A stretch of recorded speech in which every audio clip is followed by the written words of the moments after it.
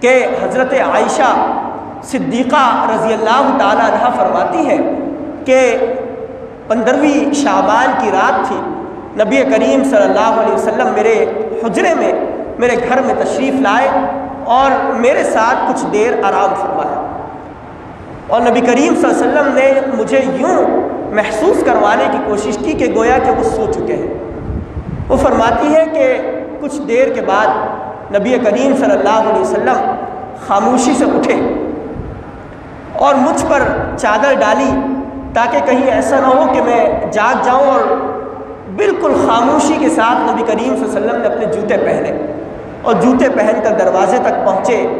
اور آہستہ سے دروازہ کھولا اور باہر نکل کر آہستہ سے دروازہ بند کر دیا کہ کہیں میری نیند کے اندر کوئی خلل واقع نہ ہو۔ پھر فرماتی ہے کہ نبی کریم صلی اللہ علیہ وسلم رات کی تاریکی میں چل پڑے۔ میرے دل کے اندر یہ خیال آیا کہ آج کی رات تو وہ رات ہے کہ جس میں نبی کریم صلی اللہ علیہ وسلم کی باری میرے ساتھ ہے، یعنی میرے گھر میں اور میرے حجرے میں آپ کو قیام کرنا اور رہنا ہے۔ کہیں ایسا تو نہیں کہ اللہ کے رسول صلی اللہ علیہ وسلم اپنی کسی اور زوجہ کے پاس جا رہے ہوں۔ وہ کہتی ہیں کہ میرے دل کے اندر یہ شک سا پیدا ہوا، تو اس شک کی بنا پر میں خاموشی سے اپنے بستر سے اٹھی اور نبی کریم صلی اللہ علیہ وسلم کے پیچھے چل پڑی، اپنے آپ کو پورا چادر میں لپیٹا اور خفیہ طور پر نبی کریم صلی اللہ علیہ وسلم کے پیچھے چل پڑے۔ تو میں نے دیکھا کہ اللہ کے رسول صلی اللہ علیہ وسلم جنت البقیع، یعنی وہ جو قبرستان ہے، اس قبرستان میں گئے اور کافی دیر تک وہاں پر کھڑے رہے اور بار بار اللہ رب العالمین کے حضور ہاتھوں کو بلند کر کے دعا فرماتے رہے۔ کافی دیر تک نبی کریم صلی اللہ علیہ وسلم اس قبرستان میں جنت البقیع میں ٹھہرے رہے اور پھر دوبارہ سے اپنے گھر کی طرف پلٹنا شروع کیا۔ تو حضرت عائشہ فرماتی ہے کہ میں انتہائی تیزی سے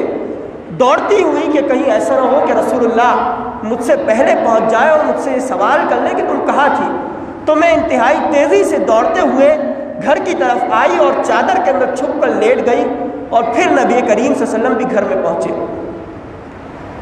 نبی کریم صلی اللہ علیہ وسلم نے دیکھا کہ میری سانس پھول رہی ہے، مجھ سے پوچھا کہ عائشہ تم کہاں تھی اور تمہاری سانس ایسی کیفیت تمہاری کیوں ہے؟ تو حضرت عائشہ فرماتی ہیں کہ میں نے اللہ کے رسول صلی اللہ علیہ وسلم کو ایک پورا ماجرا بتایا کہ ایسا ایسا ہوا، میرے دل میں خیال آیا اور میں آپ کے پیچھے چل پڑی۔ روایت ضعیف اور انتہائی کمزور درجے کی روایت ہے، لہذا اس رات سے شب برات کو ہم ثابت نہیں کر سکتے۔ یعنی اگر آپ کسی رات کو ثابت کرنا چاہیں تو پہلے یہ کہ وہ قرآن سے ثابت ہوتا ہو، اگر قرآن سے ثابت نہیں تو کم از کم متواتر درجے کی یا صحیح درجے کی روایت ہونی چاہیے کہ جسے ہم قبول کر سکیں۔ انتہائی ضعیف اور کمزور درجے کی روایت کو لیتے ہوئے پوری ایک رات مسلسل ہر سال مناتے چلے جانا یہ درست عقیدہ نہیں ہے اور درست بات نہیں ہے، یہ غلط رویہ ہے۔ چلے اگر ہم مان بھی لیں اس ضعیف روایت کی روشنی میں کہ اس سے شب برات کی فضیلت ثابت ہوتی ہے اور قبروں کی زیارت کرنا ثابت ہوتا ہے، تو دیکھیں کہ اس روایت سے ہمیں صرف یہ بات پتہ چلتی ہے کہ نبی کریم صلی اللہ علیہ وسلم اکیلے اور تنہا قبرستان کی طرف گئے، آپ کے ساتھ کوئی زوجہ مطہرہ نہیں تھی، آپ کے ساتھ کوئی صحابی نہیں تھے، یعنی بہت سے صحابہ کرام موجود تھے، لیکن اللہ کے رسول صلی اللہ علیہ وسلم نے کسی بھی زوجہ مطہرہ کو، کسی بھی صحابی کو یہ نہیں بتایا کہ یہ اس قدر اہم رات ہے اور اس رات میں زیارت قبور کرنی چاہیے، لہذا بہت سے لوگ چلتے ہیں اور زیارت قبور کا اہتمام کرتے ہیں۔ جو بات پتہ چلتی ہے وہ یہ کہ اکیلے اور تنہا گئے، اور نبی کریم صلی اللہ علیہ وسلم اپنی زندگی میں صرف ایک مرتبہ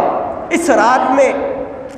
زیارت قبور کرنے کے لیے اور قبرستان کی طرف گئے، اس کے بعد بھی کئی مرتبہ یہ رات آتی رہی لیکن رسول اللہ نہیں گئے۔ گویا کہ اس سے جو مسائل ہمیں معلوم ہوتے ہیں، جو مسائل ہمیں اخذ کرنے چاہیے، وہ یہ کہ اگر کوئی جاتا ہے قبرستان اس رات میں تو اکیلے اور تنہا جائے۔ اکیلے جانے کی تو ہمت کسی شخص میں نہیں ہوتی ہے، رات کو 2-3 بجے کون جا سکتا ہے، تو یہ کہ اکیلے جائے۔ اور دوسرا، کبھی زندگی میں ایک مرتبہ چلا گیا تو چلا گیا، مسلسل اس پر دوام اختیار کرنا اور مواظبت اختیار کرنا یہ خلاف سنت عمل ہوگا، سنت کے مطابق عمل نہیں ہوگا۔